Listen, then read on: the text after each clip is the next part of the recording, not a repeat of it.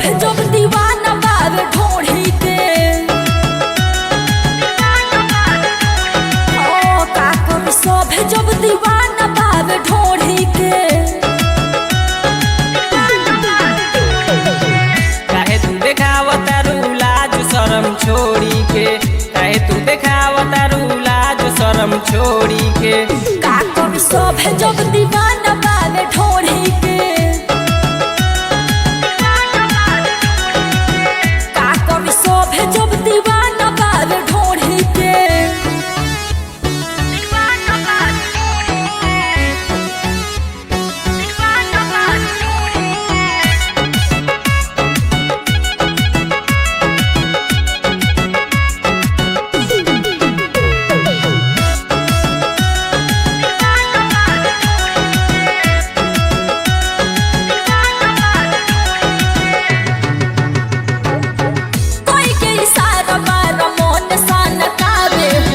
सबके नजर खाली ढोढ़िए पवावे हो का कर गोर हम भइनी परेशाने हो करे वाला जोड़ी के हु बात नाही माने हो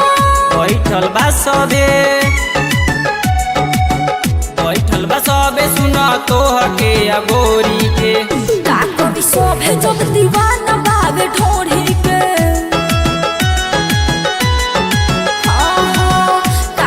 सब जब दीवाना बावे ढोढ़ी के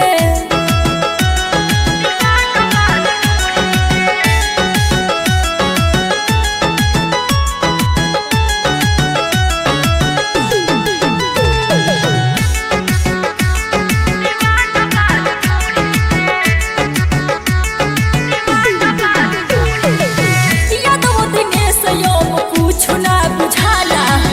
मानेला ना बात सुनो नीति सोने वाला हो लहंगा का चीज सुनो इतना अच्छा छोड़ी के सब दीवाना खाली बाटे हम ढोढ़ी के लागतावे जइबू स्टेज आज तोड़ी के